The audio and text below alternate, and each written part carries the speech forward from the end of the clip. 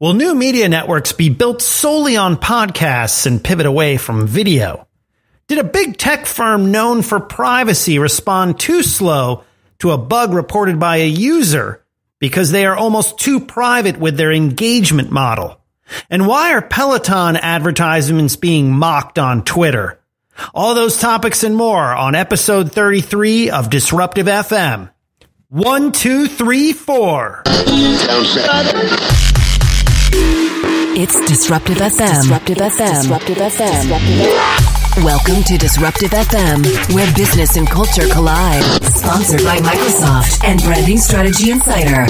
With your host, Jeffrey Colon. Okay, here we go.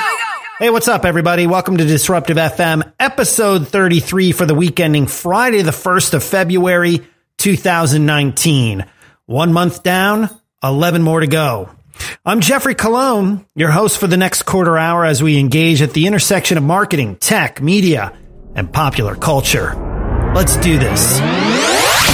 Here are this week's trending topics. Reader buzz.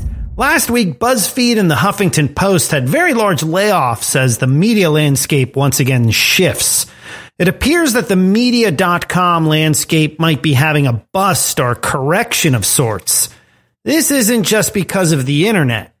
Journalism and newspapers have been in trouble since the 1980s, when consolidation became rampant and zero innovation occurred. Then the dominance of the web and the strangling of advertising from two tech companies have made it harder to survive covering the news. Just take a look at local news media as one example, practically non-existent.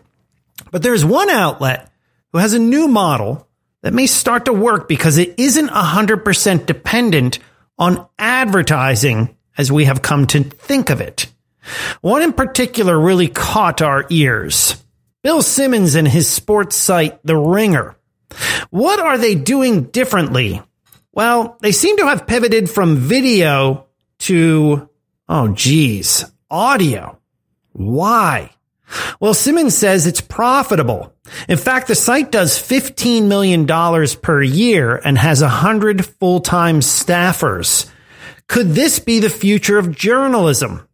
Well, we like to go to the experts. Richard Davies, co-host of the awesome podcast, How Do We Fix It?, understands the podcast meets media model better than anyone.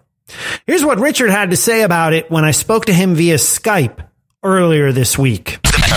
Podcasts are a pure play form of content where you listen from the beginning to the end, very often without distraction.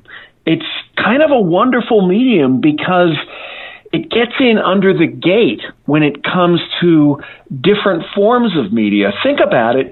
If you're looking at email, or you're on Twitter, or you're on Facebook, or you're looking at your web content, then you're very likely to be distracted by pop-ups on your screen, by other stuff going on. Whereas when you're listening to a podcast, very often you're doing it because you can't look at your screen, and so you're less distracted.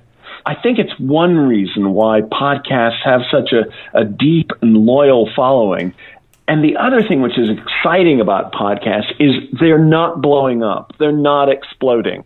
Every year, the audience overall for podcasts increases by, say, 20-25%. And that's been going on now for 10, 12 years. So it's really the little medium that could. And that's one reason why I think people who have liked it are feeling like, they're members of this club rather than, just being part of a huge, massive wave. That was Richard Davies, co-host of the podcast, How Do We Fix It?, talking about the new media model where podcasts are the center of monetization as many digital platforms suffer through growing pains. Let's see how successful these companies utilizing podcast revenue are 1 year from now, or if this is simply a flash in the headphones. Trending topics on DFM. Digital Privacy Day. It has to be embarrassing on Digital Privacy Day last Monday that is to say, if you're downloading this on our release day of Tuesday, that Apple had a bug in its FaceTime technology. Before Apple disabled the function, users of group FaceTime were able to listen in on others through their smartphones. The company that put up billboards around Consumer Electronics Showcase in Vegas saying how important privacy was to them had their own huge privacy scare that they now say they are working on correcting. But who first came to find out about this issue? A software developer at Apple? A tech journalist? How about a 14-year-old boy and his mother? Yup. But it took two normal Apple users to warn the company as far back as January 20th. So what took so long?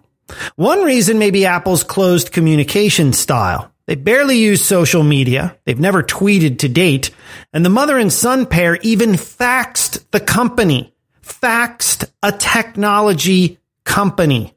Michelle Thompson of Tucson, Arizona said it was frustrating trying to get to the attention of one of the world's largest technology companies.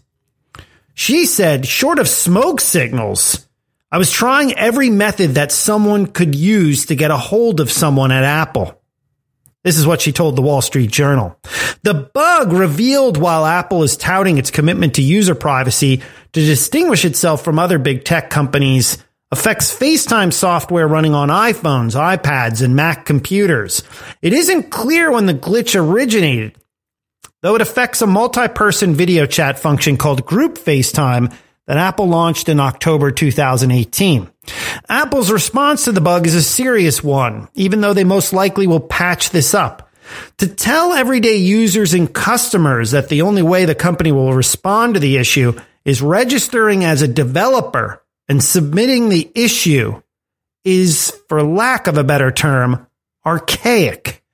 This is a very, very year 2000 behavior by the company. In an era where people want to communicate technical issues, especially one of a privacy liability nature, one of the biggest companies in the world is running a private walled fortress where it's impossible to let them know of these harmful privacy bugs in the first place. On, of all days, Digital Privacy Day. Yes, folks, we can't make this stuff up. Trending topics on DFM. Breakdown. The term peloton is French for a pack of riders in a bicycle race. The reasons why you use this formation is rooted in physics. There is more drafting. You stay close to the competition and you have less wind resistance and as a result, less fatigue. It's something bicycle racers learned from bird formations. Peloton is also a breakthrough cycling system that allows one to set up a spin cycle in the comfort of their home to participate in spin classes, the fitness craze of the past decade. There's nothing wrong with that, right? Well, a meme was spreading around social media this past week, taking the piss on the images used by Peloton to sell the bike and the service.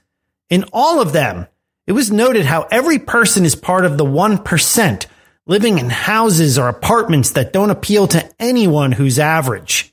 While this is admirable and aspirational in tone, it hardly is reaching the masses for your service. Advertising has come under attack lately because it doesn't use real people and creates scenarios that aren't realistic. One of the memes said the following: I had my carpenter build a $9,000 finished wood riser for my Peloton bike in my glass-enclosed Zen garden/home gym. Another said, love putting my Peloton bike in the most striking area of my ultra-modern $3 million house. And another said, in the mornings, after my housekeeper meticulously makes my bed, I like to ride my Peloton bike in the window of my high-rise and literally look down my nose at people. The learning. Be aspirational in your visual image design, but be prepared for the blowback. This isn't 2007 anymore. We've had a decade plus of brands misunderstanding real people and failing to understand that a majority of us aren't in the 1%. That's why it's called the 1%. It's Disruptive FM. Communications. The Business Culture Podcast. They say if you listen closely, you can hear the sound of today.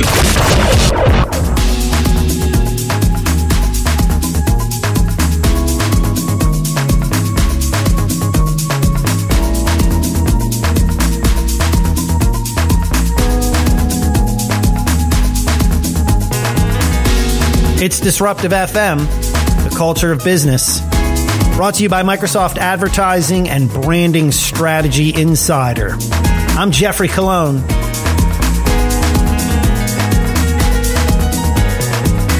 Reach out and touch us on social media. The Instagram and Twitter handles are @DisruptiveFM.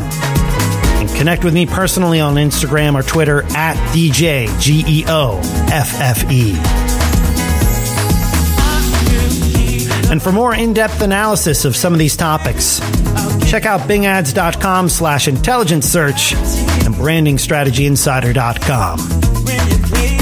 Create better video with iOgrapher. They make accessories for your mobile devices so you can make professional quality videos. Learn more about all the products we use here to create our videos at iOgrapher.com.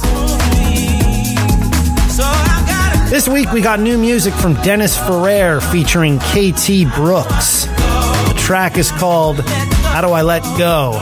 The Doug Gomez Maracumbe Soul Remix.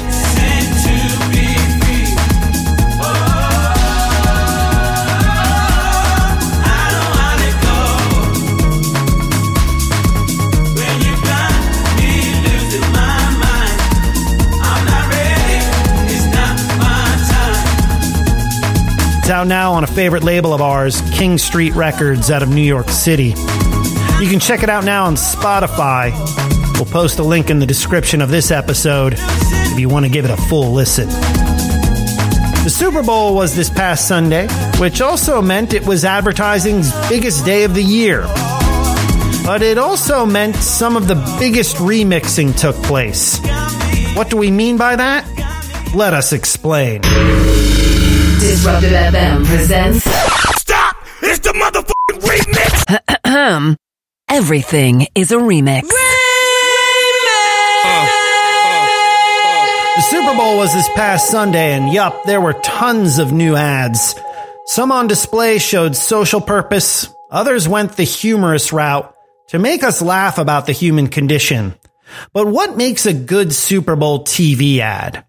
This week we spoke with director Brian Buckley, who has worked on a dozen Super Bowl ads over the years. Here's what he told us are the three things that go into making an iconic Super Bowl ad and an iconic TV ad in general. The remix elements are, number one, the perfect cast. Even if you don't have a celebrity, who is in the spot is important. Are they real and not actor-y looking?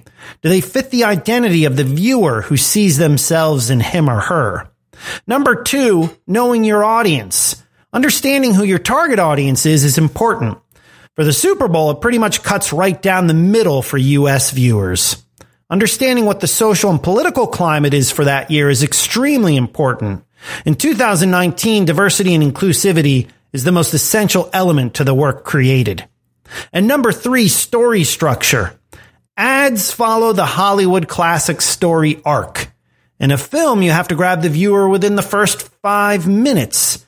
In an ad, the first 5 seconds. They have to be emotionally bought in to watch the rest of the communication.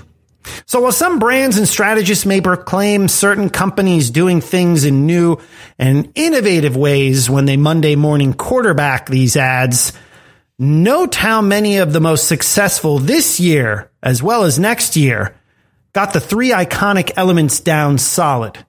Yep, that's because everything is a remix. Okay, it's time to check some stories you should have an eye on currently bubbling on the edges. It's a segment called On the Radar. Here's what's on our radar. Number one. The rise of Netflix and its streaming-based cohorts has forced HBO to rethink its strategy. Once the dominant force in premium cable TV, The home of The Sopranos and Game of Thrones has been beset by challenges as of late. Its new owners, AT&T, are demanding increased accountability and profits, while its arch-rival Netflix is pouring $8 billion a year into its own content and has usurped it in subscriber numbers. HBO says it will fill its schedule with new, more diverse shows.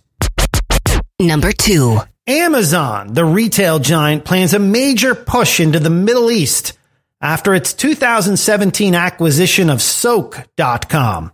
Quoting third-party sellers, the report says that Amazon has been reaching out about its plans to expand to Dubai and Saudi Arabia, likely in an effort to grow outside its biggest markets. Amazon acquired Soak.com, its priciest international purchase, for $580 million, swallowing any potential competition before its expansion into the region.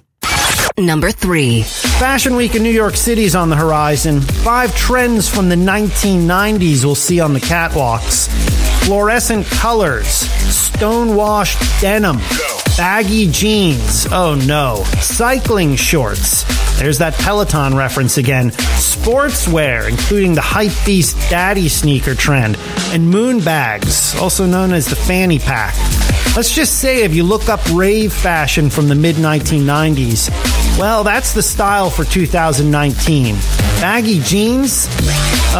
We at DFM will go to the nursing home in skinny jeans, regardless of a call to action to don bell bottoms. That's a wrap for episode 33 of DFM. Thanks again to our guest, Richard Davies. Make sure to check out his podcast, How Do We Fix It? Also, make sure to rate, review, and subscribe to our show so the algorithm gods can make us popular, or simply tell others about it with your voice. You can follow us on Twitter or Instagram at DisruptiveFM, and you can read more in-depth content via our 3 sponsors, bingads.com/intelligent search, brandingstrategyinsider.com, and diographer.com. Next week, we'll speak with Kelly Vaught about all things event marketing in 2019 and how Fire Festival has lit a fire under the cabooses of event marketers everywhere. Until then, for everyone here at DFM, thanks for checking us out. I'm Jeffrey Colon. We'll catch you next week. You've been listening to Disruptive FM with Microsoft Communications designer Jeffrey Colon. All thoughts are his own. Disruptive FM is produced in Los Angeles by Feeler Media.